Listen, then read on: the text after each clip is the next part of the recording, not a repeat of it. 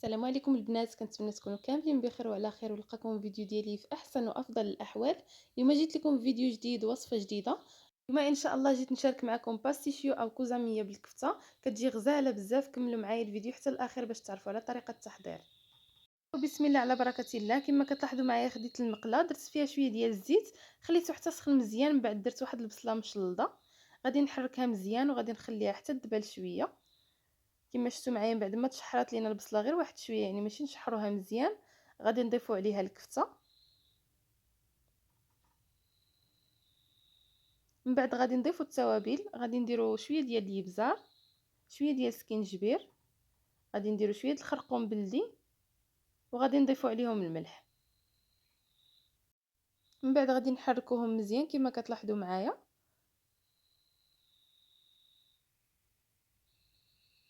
غادي نستمر في التحريك حتى تشحر لينا البصله وتشحر لينا الكفته ديالنا اللي درنا.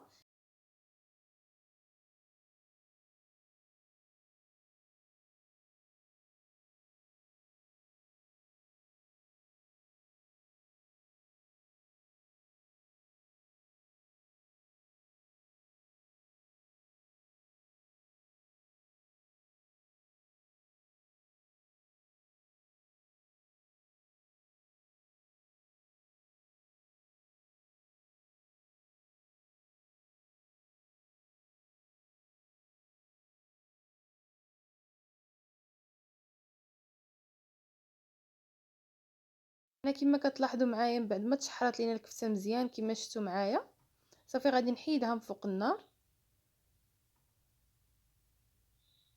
من بعد ما طيبت الكفته ديالنا كما لاحظتوا معايا، خديت 3 ديال الحبات ديال البطاطا، قطعتهم بالشكل العادي اللي كنقليو بهم البطاطا. صافي وغادي نخليها تقلى، من بعد غادي نرجع معكم.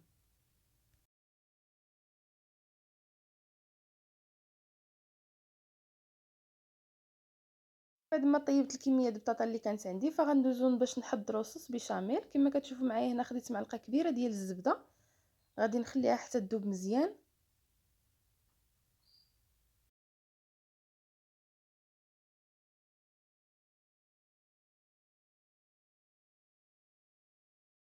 ومن بعد ما دابت لينا الزبده، غادي نضيف 2 معالق ونص تقريبا ديال الدقيق الفورس.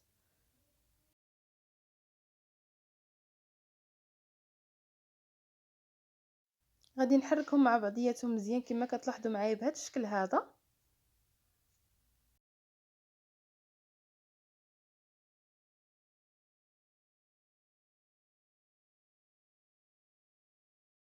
وغادي نضيف الحليب كما كتلاحظوا معايا. بالنسبه للحليب الكميه يعني كتبقى على حسب، يعني شحال الصوص بيشاميل اللي محتاجينها نتوما. هنا غادي نبقى نضيف شويه د الحليب في الاول ونحرك، من بعد غادي نضيف الكميه كامله اللي غادي نحتاج. صافي وغادي نستمر بالتحريك. من بعد غادي نضيف شويه ديال الملح، وغادي نضيف شويه ديال الثومه بودره اختياريه. من بعد غادي نضيف واحد شويه ديال الابزار، وغادي نحك واحد شويه ديال الكوزه.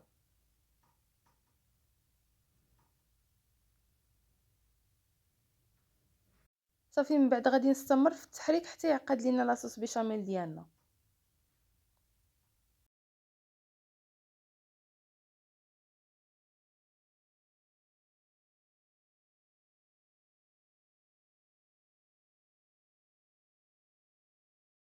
بعد ما بدات كتعقد لينا صلصه البيشاميل ديالنا، ضفت كاضافه واحد شويه ديال الجبن الاحمر، وغادي نبقى نحرك مزيان حتى يولي لنا الخليط ديالنا. كما كتشوفوا كترجع القوام ديال صوص بيشاميل كيرجع عاقد بهذا الشكل هذا.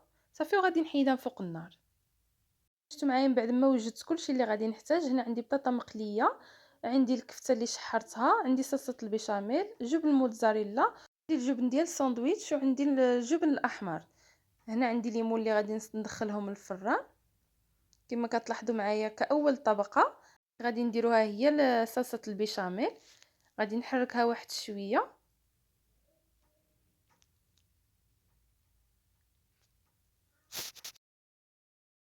من بعد غادي نديرها هي الاولى كما كتلاحظوا معايا.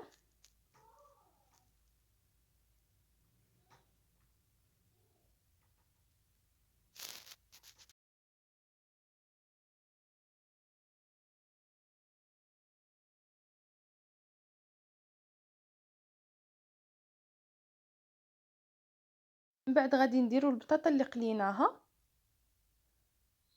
غادي نوزعوها بهذا الشكل هذا كما كتلاحظوا معايا بشكل عشوائي.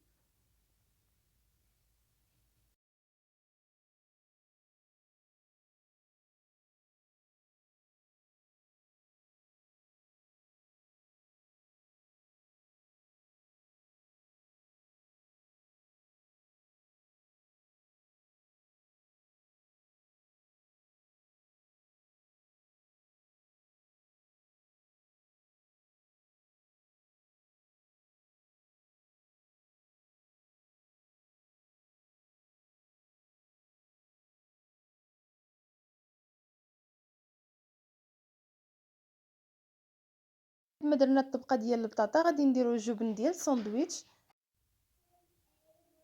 غادي نحاول نوزعو بهذه الطريقه هذه كما كتلاحظوا معايا.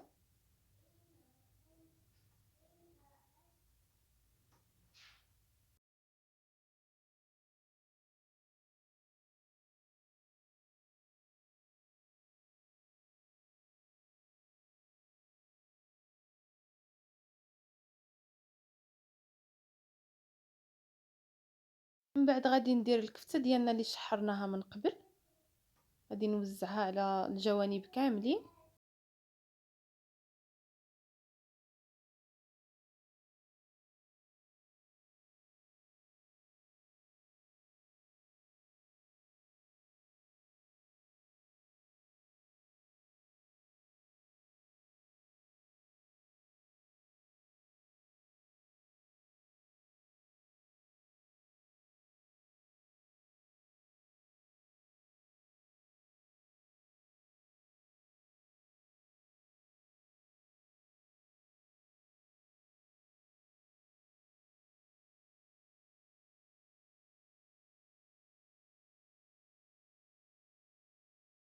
لما درنا الكفته كما لاحظتوا معايا غادي نديرو صلصه البيشاميل اللي بقات لينا. كما كتشوفوا معايا هنا عقدت ليا واحد شويه، ضفت ليها شويه ديال الحليب وغادي نحركها. من بعد غادي نديرها فوق من الطبقه ديال الكفته اللي سبق لينا درناها من قبل.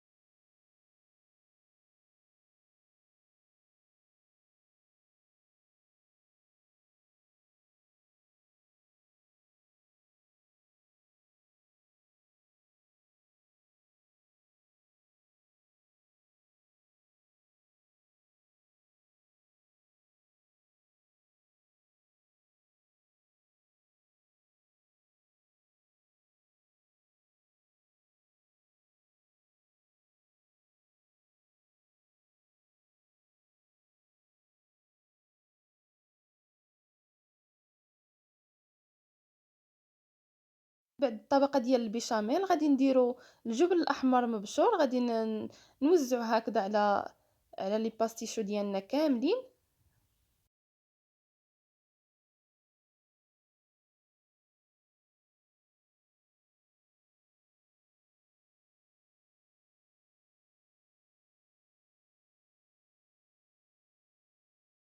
واخر حاجه غادي نديرها هي جبن الموتزاريلا.